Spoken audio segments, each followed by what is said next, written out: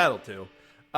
What's up, nerds? Welcome back to yet another episode of Region Free. We're experiencing targeted, systematic lag on our end. Joe Biden and the United States government's trying to shut down our recording of this podcast, but I think we're gonna make it through.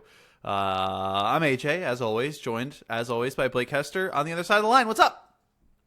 Personally, I think that stinky old man has worse issues this week than worried about what we're doing. What's up with that? Okay, here's the thing, AJ. Let's kick it to political pundit AJ Moser for a second. I feel like as an American citizen, I shouldn't be stoked about these classified documents they're finding in and around this man's house. But I feel like the answer I'm not receiving is the level in which I should not be stoked. Is it like a thing where I'm like, it's kind of a bummer, you probably shouldn't have done that? Or is it a thing where it's like, hey, he kind of had some pretty gnarly shit he should not have had in his home, and as a citizen, I almost kind of made a whitest kids you know joke. Yeah, if you know the one. If you know the one. Here's what I'm going to say. Here's my take that I've been stewing on for a while, and I only feel comfortable saying it here because at the time of recording, literally no one has listened to this podcast, so it's the smallest platform possible that I have to say this on. It's always cool to steal from your job. So Joe Biden, I think, is a king for taking all those classified documents. Just bringing shit up. If I got a New York Times breaking news notification that was Joe Biden was taking Babel cheese wheels from the White House fridge. They were discovered at home, just a stockpile. He wasn't even eating them. They were expiring. He was just sitting on them and be like, it's within his right. He's a... By that logic, then Donald Trump, he stole all kinds of classified documents. Oh, yeah. Right? Well, what are you going to tell me? Donald Trump did something wrong as president of the United States? That'd be news to my fucking ears. No, I'm saying by your logic, then, you got to give it up for the man Donnie T for that one. Yeah, no, I wasn't being ironic. I was saying I would be shocked to learn that Donald Trump did something wrong as president of the United States. That doesn't sound like it to me. Can I admit to a crime on the air? I think so. Like I said, no one's heard this podcast yet, so. My first job was at Landed Tomorrow in Louisville, Kentucky. It was a contemporary art gallery. First and only job I ever got fired for, but not for the reason I'm about to tell you. I used to steal from that job all the time because it was an art gallery, so they would have shows and they would have just obscene amounts of alcohol for the show. But the show only lasted a day, and then they just had all this alcohol in the back. And that kept me and my buddies when we were 18 or 19 liquored up for a long time. I would walk out of there with bottles. I had to have lifted hundreds and hundreds of dollars of alcohol from this place in the span of a couple short months, which might explain why 7 years later I went to rehab at 24, but nonetheless. Yeah. You know what's a crazy concept? Kind of just a wild thing? What? Art galleries in general. How do they Yeah. Big buildings, lots of, space, lots of fancy stuff hanging in there. They're closed most of the time. They're open for an hour in the afternoon once a week. I think I can answer this question. Okay. At least for the successful ones. I remember the first show we had at Landed Tomorrow. Show opened. Of course, you have the business hours when people come through, but the real event is the, 6-hour show of an exhibit opening. And I remember one of the pieces in there, first day, was bought by, I think it was the Speed Art Museum in Louisville, or one of the bigger art galleries, bought one of the pieces for $50,000. So that's a lot of change. I assume more sales happened, but that was the one I heard about, is the kid who was stealing alcohol from the back and working the front desk. Yeah. So that's the kind of money being thrown around in these places, We had a really good transition. We were easing our way into one 2.5 minutes ago, and then I just had to ask a stupid question about art galleries. So let's pretend that we were still talking about criminal things. Let's just rewind there, and I could say, hey, speaking of crimes, today we're talking about a 2004 Hong Kong crime drama called Triad Underworld on this episode of Region Free, where we talk about movies and not presidents of the United States, art galleries, and admit to crimes that we committed in the past. Right. Yeah, let's talk about this movie, AJ. What's up with this one? Yeah, a very interesting off the radar film that in style and excess maybe has less going on than just what it represents, and a really cool little flick, I think. I think the only thing that excites me about this movie is hearing you talk about why you chose it. I've been very interested. I didn't like this movie at all. Yeah, look, it's a brain bender a little bit in as far as nothing really happens in it. But like not in a good way, you know. Well, Like, there's a lot of movies where nothing happens, but it's in a good way. My favorite movie is a movie where nothing happens, you know? This movie is just incomprehensible. Nothing happens. This movie has several titles it goes by. Triad Underworld is sort of, I think, the reigning one. In the original Cantonese, it's called JIANG HU, which is sort of broadly referring to the wuxia world concept. You know, a lot of Chinese action films, the classical setup there, that sort of just gestures broadly at this metaphor, meaning rivers and lakes, just sort of representing the genre as a whole. And so that title kind of places it within this like larger epic scope for what is such a scaled down and intimate kind of crime story. I'm trying to think of like a good comparison to make to the English, and coming up a little bit short. But there's a lot of like specific cultural context to this movie that I find pretty fascinating, as well as with a lot of the key players involved. Some of the actors, the producers, like there is a lot of thematic crossover with some of the biggest names out of Chinese cinema, which is something I've been very interested in lately. So a lot of shared actors from some of the earliest Wong Kar-wai films. This movie was released on a weird like Blu-ray trilogy with some of the early Johnny To films, who was another kind of totemic figure in this early Hong Kong crime filmmaking. And like Wong Po, who's the director, has made some other stuff, but nothing kind of wildly successful. And so this was one of the more accessible films in his filmography. And at the start of this new year, I just decided I was going to watch as many Hong Kong action movies as I could. So I watched a lot of Chow Yun-fat movies, a lot of John Woo movies. I've just been voraciously devouring as much as I can get my hands on. And so this one came across my radar, and I was like, what the hell? I'll give it a shot. And yeah, I mean, I was kind of baffled watching it the entire time. But basically, I really liked the ending. Crystallized everything that I had just watched. Not in a way that it made more sense, but I was like, I see what they're going for. The ending's just good. Like, the ending's good. Yeah, it hasn't really left my mind since, so I wanted to unpack and scrape at that a little bit. The ending is good. I liked it quite a bit. I don't know why it took me that long to realize what was happening, because it does signpost it a little earlier. Yeah. But yeah, I didn't realize it until literally it was unavoidable. Like, even when I was watching the younger character get his hand smashed in, it didn't dawn on me that I was watching a flashback. To explain it for the listeners, there are basically two concurrent stories happening at the same time, and for a large part of the movie, you are led to believe they're happening at the same time and will run into each other at the end when one character comes to perhaps kill another.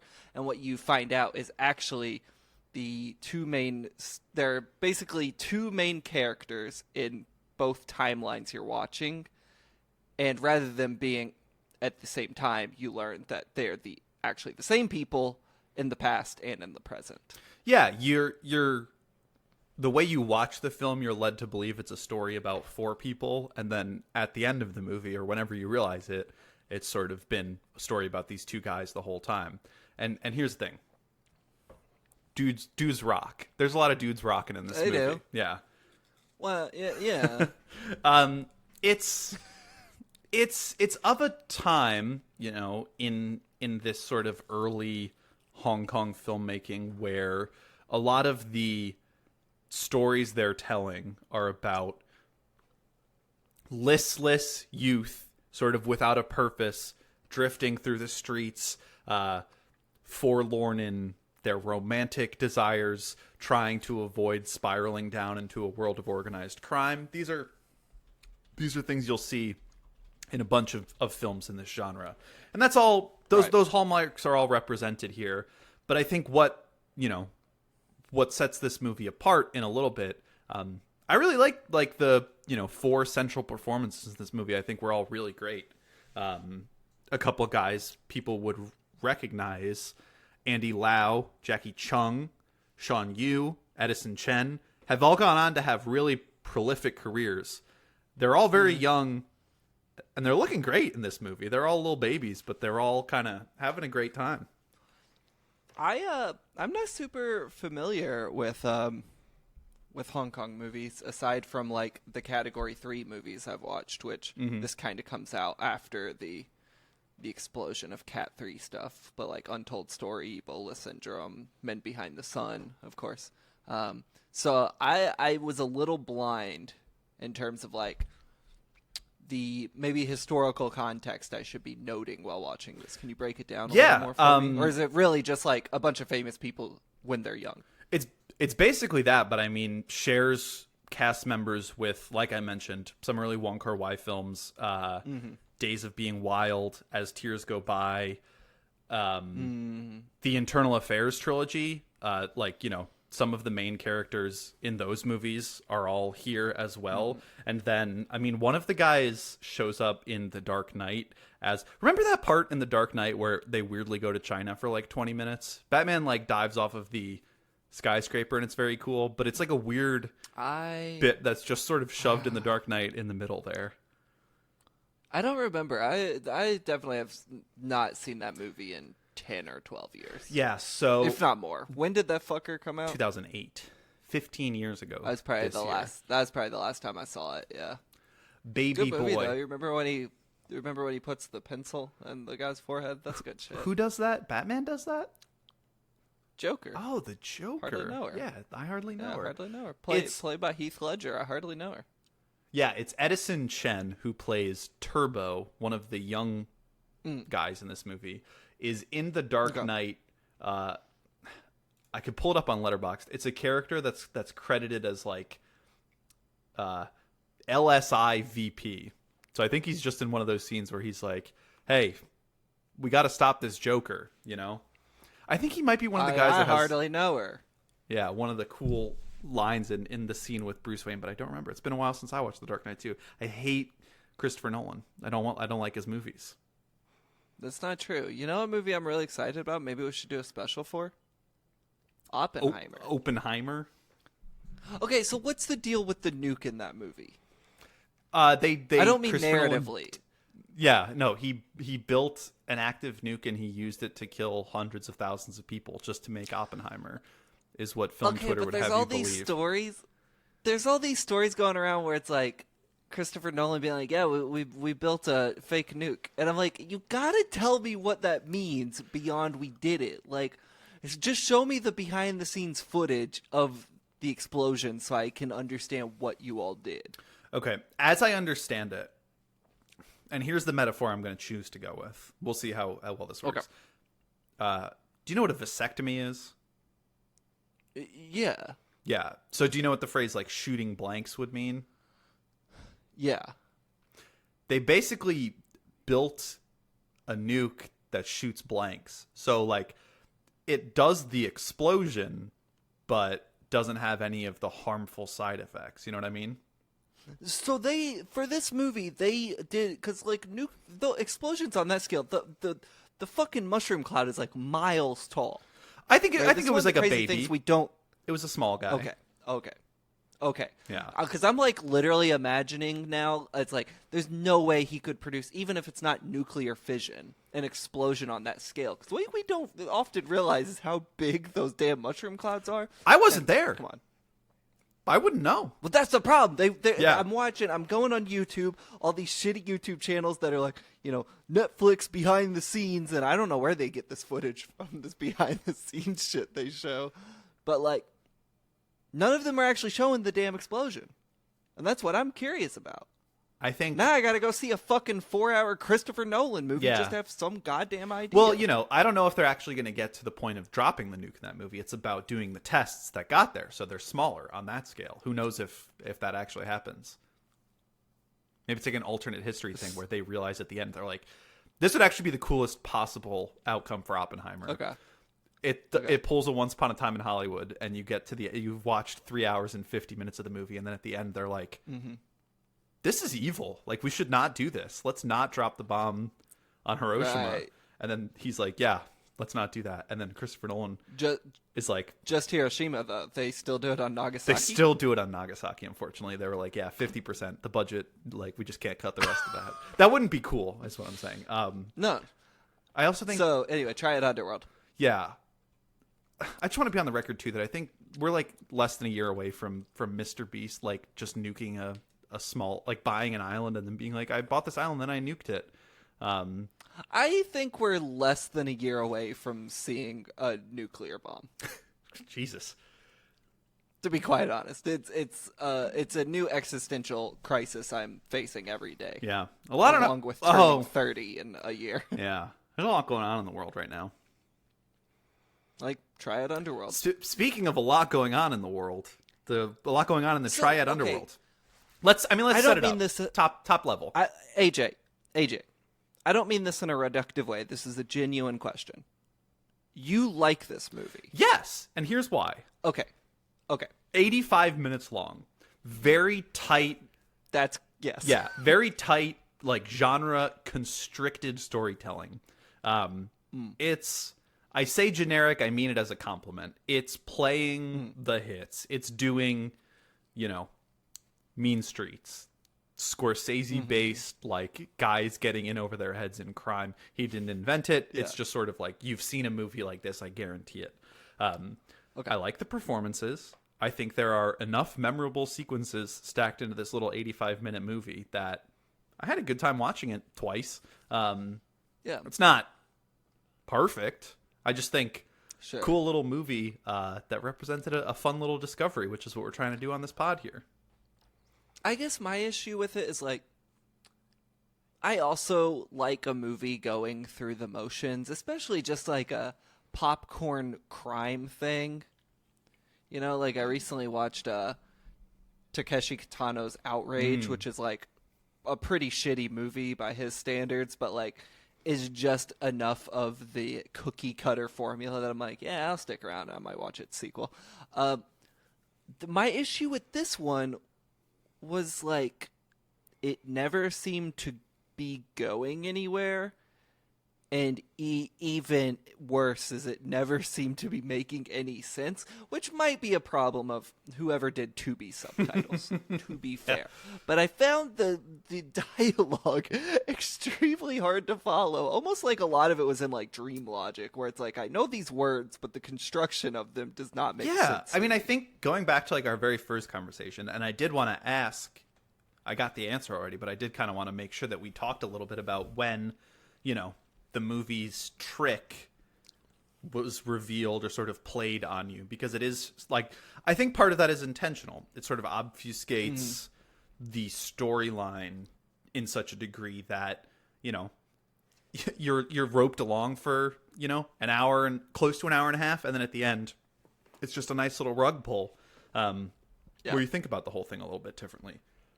Basically what the setup here is we are introduced up top to a very sort of successful mob boss, Mr. Hung, and his, like, left-hand man, Mr. Lefty.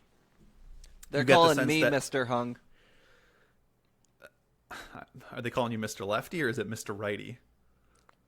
Well, it's more like Mr. Center these days. Oh, okay, at this point, yeah. Depending on the weather. Yeah, for backstory on that one, go listen to Game Query episode 45. No, Could you imagine if I had that one pulled up? It was way earlier than that. It was like Game Query, like 8. Oh, wow. We were in it. I got it popped out. Basically, you know everything you need to know about these guys just from looking at them. They're two dudes who have been through it, and they've risen up through the ranks of this crime family, which is not an easy thing to do. They've had to sacrifice a lot. They've been on their hustle grind set. They've done crimes together. They've killed people together. They've seen it all. They've done it all. And kind of in the first scene or two, we learned that Hung's wife has just given birth to a baby boy, and that's right. basically his excuse to say, like, I'm whatever the opposite of Breaking Bad is. I'm Breaking Good. I'm leaving this life of crime behind me. I want out. He's getting right with God. He's getting right with God. He's getting right with God. He's like, I'm a father. I'm out. And, as two people who have seen a lot of crime movies, we know that it's very easy to leave a life of crime behind. When you say I'm out, everyone's like, cool, understandable, we got you. Famously, Martin Scorsese's had a 60-year career about guys who had no problem doing that. Just kidding. That was a lie. He's like, or Lefty is like, people are going to want to kill you, my man. Like, you cannot get out of this that easily. And that's sort of the tension of that storyline. Mm-hmm. We then cut to, and I think maybe what's problematic about the storytelling in this movie is that it judiciously just cuts back and forth between these two plot lines and, are seemingly unrelated and not intersecting whatsoever. But we meet these two kids who are called Yik and Turbo, who at the end of the film will be revealed to be younger versions of Hung and Lefty.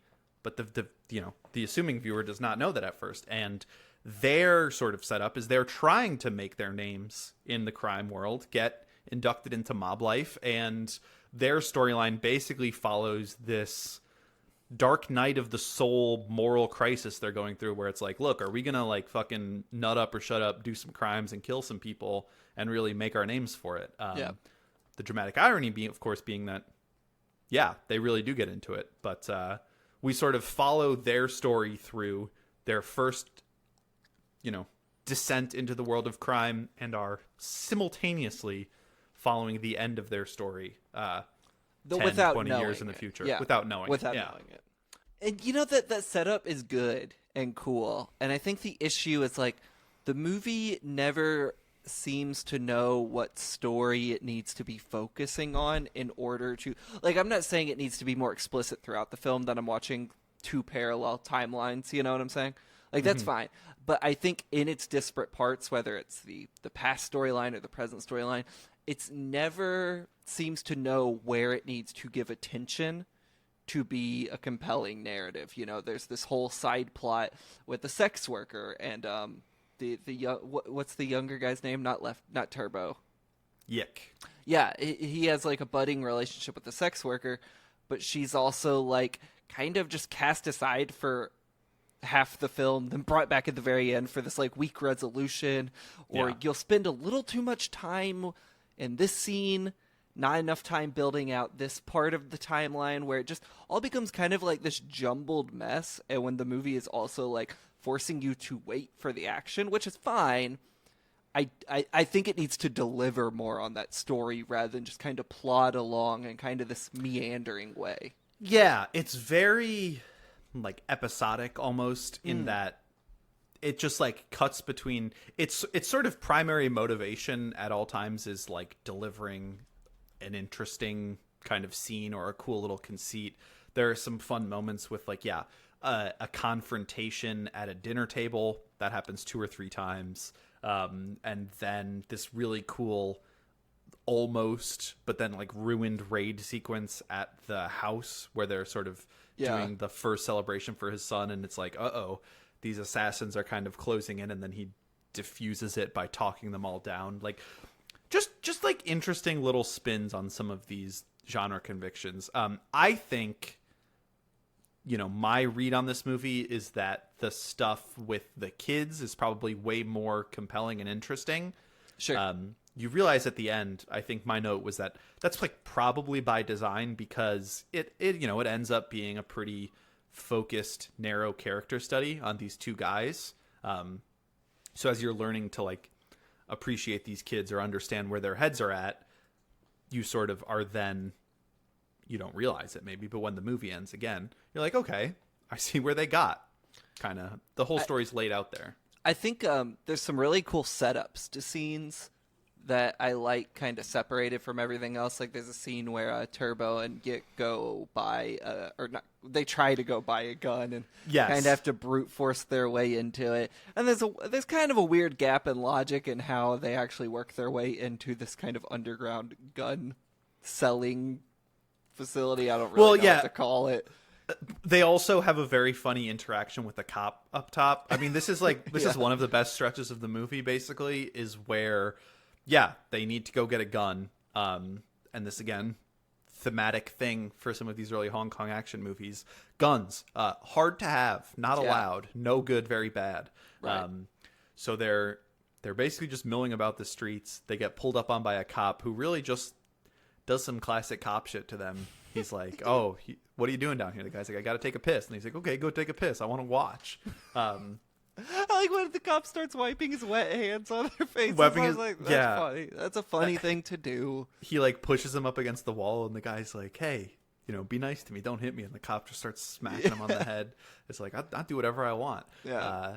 Real bastard cop in this movie. There's and then, but they go to get the gun, and the guy there's like, they go under Yik's mom, who I think is working for like the U.S. Embassy. She has like a badge that says U.S. on her shoulder, and she's like, but she's clearly like she's corrupt. And she's like, hey, go here, tell them I sent you. And the guy, when they do that, he's like, no, she's nothing to no one, and he like kicks her out. And then like 5 minutes later, just Turbo comes back by himself, and he's like, don't worry, bro, it's just me. And the guy's like, you should have said so. Come in. And I don't know. It's a little weird gap in logic, but it's a fun scene where they tie him up. And the other scene I really liked is in the back half an hour of this movie where Lefty and his bro just have a nice little My Dinner with Andre for the rest of the movie. It's a cool moment where you just watch this dinner play out over the course of the film, and it's like, that's cool. I'm into this. Not into it overall, because I didn't like the movie, but I liked the setup of it. They do have... I feel like the tense relationship between those two was pretty interesting, just because you get, even just through their conversations, you feel the betrayal from Lefty, who's kind of like, look, dude, my life is basically protecting you, serving you, whatever you want to call it. He's like, we really had to go through the shit to get where we're at right now. And I appreciate that, you have a family, you want to raise your kid, but he's like, we're in it, brother. Yeah, nut up or shut up. Nut up or shut up. Can't get out. What'd you think about the action in this movie and how it's used? I didn't think it was very good. I expected... This movie opens hinting that it might be a real flashy flick, and ultimately, maybe save for the last 3 minutes, the action is pretty bad and they will hacked together. Like, they'll cut away from most of the like main action sequences when they confront that cop we talked about earlier. They do a pretty funny little cut where the cop is like roughing them up. One of them's like, "You're gonna get it, mister," and then they sort of do a dissolve into they beat the cop up and they stole his gun. The opening credits are really cool, and it kind of has that. Again, I don't know how to describe it, but if you've watched a movie from 2004 before, you know the sort of like instrumental grunge rock DVD menu music that would play over some of these opening credits. Yeah. And I do think there's some interesting camera work, at least in like the transitions and sort of those introductory stuff. The first sequence in the movie, I think, is the kids kind of walking through a kitchen, right? And they're like trying to catch up with one of the mob bosses. And it's doing a bunch of really just like, flashy Paul W.S. Anderson Resident Evil shit where they're like, look, it's the early 2000s. We used to not be able to like, put a camera up here or down on the floor and do these sweeping movements, but we can now. We've got these things called handheld cameras. Have you ever heard of them? We're going to use them the entire movie, except for the action scenes where we turn the cameras off. Get over it. Yeah, I do like the opening. It's very flashy looking. I like that kitchen scene. There's a moment a camera starts to pan up, and then for reasons not entirely clear to me, it just stops midway through the pan and goes back down. It's like it's going to pan up to another floor, and then it immediately comes back down. I'm like, I don't know why you did that, but it was fun. It was fun to look at. And it's the little things right now keeping me going. I think there's always something, at least in the moment, that I'm like, look, I'll watch that. I'm interested in Right. what's going on here, even if some of it doesn't connect and make as much sense. Right. I also think the sort of fight sequence in the rain at the end was really cool. Oh yeah, that's very good. That's very good. It feels like that's where all the action budget went. Exactly. Was right there, because there's like actual choreography. Things are slowed down. There seems to be a lot of thought put into where action needs to happen and when we need to be on which character. Where a lot of the other action scenes are just like, how do we gloss over this while still giving the viewer enough info to know what happened? You know what I'm saying? Yeah. Another thing I wanted to call out. Pretty much everyone in every scene of this movie has either a cool costume or a cool haircut or both. And I mean cool in a way that's like, some of those decisions were really quite striking and startling. I'm like, the early 2000s have called. We've got some spiky hair. We've got some weird leather trench coats. I definitely dug all of that. Look, here's the thing. Wu Chin Lin, please text me, ma'am. Yeah. We should probably talk about that storyline a little bit. It is very like, I sort of got that they were just going for this teenage ennui that. Well, who I was bringing up plays the wife of the Okay. adult Yick. But yeah, sure. She looks great too. Look, they all can text me. Everyone in the film. Look, and the thing is, they're all, or at least the main guys, they're all still looking good these days. That's true. These actors age gracefully. I gotta say it. That's true. Whatever super drug they're on, I need to get me some of that. Whatever super drug. Yeah, the cast looks great. My God. Sorry for derailing. What were you saying? No, I was just gonna dig into the bit that you mentioned earlier, where they have a very kind of like terse confrontation with some girls who are sex workers, and like you sort of feel bad for the kids because they're just like acting out of despair, but it really is like it's not the smartest writing in the world. He's just kind of like, I'm really sad and edgy, and I want to have sex with the prostitute to make me feel better. There's also a really weird moment where she's like they go to a hotel room together, and like this is not the first movie to do this, but every movie that does this is, you can write this one down, tell him I said this, dumb, where she's like, all right, we're here, let's do it. And then he's like, no, I'm going to rape you instead. And so he like initiates a real rapey moment, which is kind of weird because it's like, bro, like y'all were good at, you get what I'm saying. And I think he's like, yeah, I paid for the hotel room. And she's like, okay, and you paid, so we can like do it now. Yeah. And he's like, just kidding. And yeah, he like slaps her around a little bit and starts forcing himself upon her, at which point she's like, okay, not into this anymore. But then he kisses her and she's like, and now I'm in love with you. And it's like, what are we doing here? What are we doing? Like just a weird sort of convention where, the like, he takes away affection and then is like, just kidding. And then it's all okay. Well, he seems to say like he wants her to not consent.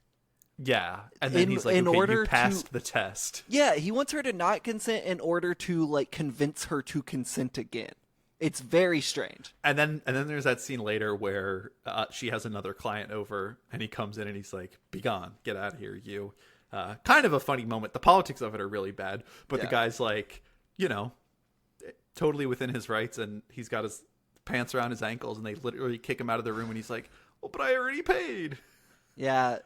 Goofy moment. Here, maybe not the most politically sound writing in the world, but what can you do? Yeah, well, speaking of the most not politically sound writing in the world, do you want to talk about the scene where the guy's almost made to fuck a dog on the street? AJ, I almost turned the movie off and called you and ended our friendship when that moment. It gets really close. Like, look, it's dramatically tense, maybe in a way that's exploitative and cheap. But I was like, look, been a long time since I saw a movie that almost went there. Well, actually, the movie Dead or Alive, which this movie kind of reminds me of, does have a bestiality scene in it that I would argue is way worse.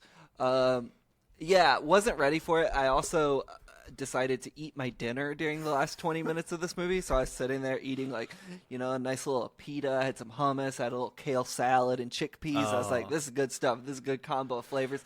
That's a pregnant dog. and a man is about to have sex with that dog. And I'm watching Yeah. it on Tubi, where there are no rules. Let me tell you, there are no laws on that Tubi's a platform wild of what world. you can show. So I was like, fuck, here we go. Luckily, it did not happen, though. Thank God. But it got you on edge, and I think that's the point. It was definitely the most memorable scene in the movie. It's one that's going to haunt me for sure. I don't know if it's the most It memorable definitely scene. elicited the strongest reaction out of me, which, like, I would take as usually a hallmark of great art. In this case, it just means I'll remember one scene from this Effective otherwise movie art. I did not like very much. Yeah, I mean, the thing that I just keep coming back to Mm-hmm. is the structure and the construction of the whole Sure. thing. I think it's such an obvious twist that ends up really working quite well. And I Yeah. think there's something to be said for that. It's definitely, I don't want to call it like an experimental film, but I always think it's fun to see something, a movement, or, you know, something stylistically in its early stages. And this is definitely, you know, it feels like a rough draft for a lot of really great movies that Sure. will come later. I think it's fascinating to watch that stuff play out. Yeah, I think the twist is really smart and really cool. And, like, what was, if not wholly, like, revolutionary or whatever, like, it's at least non-conventional. Like, it paid off, and I thought that was good. I just wish the rest of the movie was as interesting to me or as smart as what I thought that twist was. Because by the end of the movie, when I learned the twist, there was not really any redeeming Triad Underworld for me. You know what I'm saying? I don't know. Maybe it would have been cool to see this director. I don't know. Maybe they did retry this twist in a different movie. I'm honestly wholly unfamiliar with the guy who made this movie. Yeah, so let me pull up some other movies he's made. Once Upon a Time in Shanghai, which I've not seen, but that and Revenge, A Love Story, are kind of the bigger movies that he's gone on to do. But, like, it's a pretty small cast, pretty small crew, pretty small budget, and almost everyone involved with this movie in one way or another, like, went on to have a bit more of a prolific career. That's cool. If Wong Ching-pu is, like, on the lower end of that. But yeah, I just found that really kind of a fun little thing to go back and dip my toes into. And, you know, sometimes you watch a movie that, you know, as you kind of said, is, like, truly irredeemable. But I thought this was a fascinating little curio, and there was definitely, you know, an interesting amount to talk about. Can I add a weird aside that you got to promise to cut out? Yeah, go for it. It's just a weird thing that just happened that just completely derailed my night, probably. I was looking at Revenge, A Love Story. And one of the top actresses in that is Sora Aoi, who's a Okay. Japanese model, actress, and crucially porn star. And I only recognize that name because I remember when my dad worked at Kinko's and I was like 7 years old and I wanted to look at pictures of Sora from Kingdom Hearts on Google Images. Sora Aoi popped up. No. So I saw that and it really just threw me back in time like 20 years. I'm going to say two things. I'm going to say that her most popular film on Letterboxd is a motion picture called Big Tits Zombie. Mm-hmm. And the second thing I'm going to say is I'm leaving all this in. Absolutely not cutting it out. Well, that's fine. It's honestly a pretty innocent story, but yeah, I've never forgotten that, and it was pretty interesting to see her pop up just right now as a connection to Triad Underworld. That feels like a Rosetta Stone moment for Blake Yeah. Hester. That's a real sort of like paths converged there at the Kinko's Googling Sora. That's right. Shouts out to the Hurstbourne Kinko's in Louisville, Kentucky. I think it's still there. It's a FedEx office now, though. Don't dox your dad. Okay. He doesn't work there anymore. That was 70 years ago. 70 years ago. He works at Whole Foods now. Yeah, shout out to Whole Foods Jeff Bezos. No. I wish We were he'd talking get about a different Kinko's job. and FedEx, and this is, again, another really quick aside. I went to an Office Max recently to buy stamps. Actually, back up. I was trying to buy stamps. Do you know how hard it is to buy stamps? I went to, like, UPS. No. I went to the post office. They were like, no, you can't fucking buy stamps here. Really? You can buy stamps at the post office? Not this post office that I went to. What You know, kind of they were broke-ass just like, post office you go into? it was just like a desk in a parking lot, and they were like, no, we just take packages and ship them out. Weird experience. Stamps are fucking expensive. Don't do that. Yeah. Get it together, Joe Biden. The main bad guy of this episode. Stinky old man. Stinky old man. You one time tweeted that at Joe Biden, and I still think it's one of the funniest things I've read on that fucking site. I think about it all the time. Anyway. I wish I knew what it was about.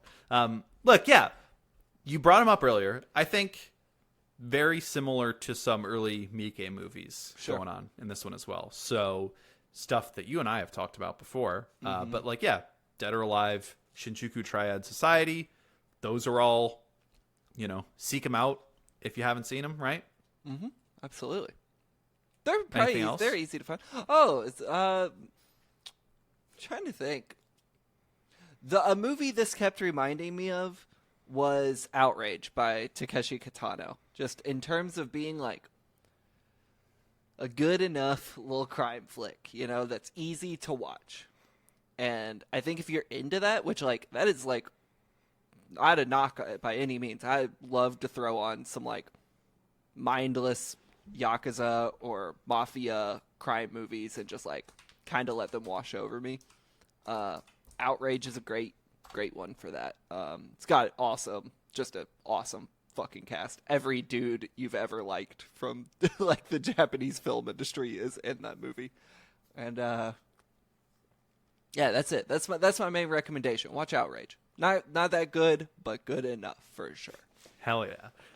I double featured this one with Ringo Lam's City on Fire, which is a movie that Tarantino is very on the record of doing big air quotes here, was an inspiration for Reservoir Dogs. Yeah. But you watch that movie, one of Chow Yun-Fat's earliest movies, and a lot of ideas and scenes sort of ripped wholesale from that thing in some of the early Tarantino crime dramas. You know what? Another one to recommend, and I mean, this is not an underseen movie by any means, but like, this movie's clearly kind of pulling a lot from like Fallen Angels depiction of like crime and gun violence. Oh, totally. So I think Fallen Angels would be a very interesting double feature. Maybe watch Triad Underworld first, because I don't know if you want to... Oh, this one's always... Well, yeah. It's either first or it's like second if it's late at night and you're trying to, you know, really sort of zone out to a movie. There are definitely parts in the beginning that like remind me a lot of Fallen Angels. Yeah, absolutely. And if you want really great action, again... any of the John Woo movies, you can get your hands on them. So like A Better Tomorrow, The Killer. If you haven't seen those are goated. Those are incredible. Again, and the John Wick movies. John Wick. I made. Tell me what you think about this one. Okay. I turned my January into John Wooary because I watched every John Woo movie this month. Have you played Stranglehold? I've never heard of Stranglehold. That's his video game. This is news to me. Hold on, dude. Yeah, no, it stars the dude that's in like his like main actor that's in Boiling Point. It stars him. Yeah, Chow Yun-Fat. Yeah. So it's Stranglehold, third person by Midway, and then it's like John Woo's Stranglehold, and it stars Chow Yun-Fat. That's crazy. And the game is supposed to be like nuts. PS2, PS3, 360 era. Yeah, check that game out. It's wild. I really want to play it. This is a crazy image. Some of the gameplay I'm looking at here. Yeah. I can get it on GOG.com for $2.49 right now. Oh my god, dude. Do it. Let's play it. Yeah, my plans for the rest of the night are fucking set. What's next episode, AJ? Actually, where can people watch this? Where did you watch this? I watched it on Tubi, and I'm not sure I recommend watching it that way, but shouts out to Tubi. Honestly, one of the most underrated streamers. We love Tubi. I watched Canopy, which is through the local library. I think similar back end to Tubi. The quality may be a little bit better. I don't know about the subtitle translations. I also did find a DVD copy of this movie that I watched too. Okay, gotcha. Good print on that old DVD. I fucking love, like, again, as I've been digging deeper into, you know, sort of off the radar cult stuff for this podcast and just for my general interests, I love the DVD, man. I talked about Dude. it on the last episode too, but I was like, they keep upgrading movies to 4K. Why don't they start downgrading some of them? Oh yeah, dude. In my journeys around at home and abroad, I have definitely ended up with some DVDs that probably were not released legitimately, and there's a certain charm to buying something, and there's like things misspelled on the box, and you put it in, and it's like, this is clearly just a rip from a 240p video file. I don't know how this got out there in the world. Like, it's awesome. Are you familiar with the Dragon Dynasty label, which was the thing? Dynasty. Yeah, it was like not all of it overseen by, but kind of like started up again by Tarantino, and it was his way basically. Like, I think this is around the time he's doing Kill Bill, or sort of like, you know, he's basically at his peak late 90s popularity, and he uses all of his clout to bring, like, a lot of the John Woo movies were distributed in the US on the Dragon Dynasty imprint. Like, there's really cool like DVD boxes, and I think a couple of them made their way to Blu-ray. But they're all like really out of circulation and out of print now. I found a cool letterbox list that was like every movie that ever made it to Dragon Dynasty, and that's sort of in that digging, I think, is how I ended up making my way to this movie. It was not part of that, but like just doing. You ever do that? The game where you just start clicking on stuff on Letterboxd of like, okay, this movie directed, this guy starred in it. What else was he in? Go to his profile. Just keep scrolling down. Like, you'll ever lose a good night of sleep down the Letterboxd hole? All the time, brother. What are we That's watching? what I recommend. What are we watching next week? Next week on the fucking schedule, a little motion picture here I'm seeing called Ricky O, the story of Ricky. Really? Yeah. Oh, shit. We talked about Hong Kong Category 3 films at the beginning of this episode. We're about to watch one of the landmark Category 3s. We're going to have a fun time next week. One of the goated-ist movies. I've talked about the lovely Alamo Drafthouse on this podcast before. I forget what I was seeing there, but they showed the trailer for Riccio before a movie I went to see there once, and I was just like, should I get up and leave now and just go home and watch Riccio? Because there's no way after seeing this trailer that the movie I'm going to see is better than that. But yeah, it's going to be a trip. And if anyone wants to watch it with us, you can. It's pretty accessible on Blu-ray now, but it's also... There you go, on Tubi, which is free. You don't even have to put your email in Tubi. So the whole thing was on YouTube not too long ago as well. Man, a crazy good Blu-ray though. I have that box set. I don't have that, unfortunately. This is gonna be. I'll dig through those specky feats. Oh, please do. Yeah, I haven't seen this in. It's got to be like 10 years. We're gonna have a great time. God, man. Okay. And so are the listeners who we love. Thanks for sticking through it. That's right. Thanks for doing the emotional labor of listening to our podcast. The emotional labor. That's right. Bye. We'll see you next week.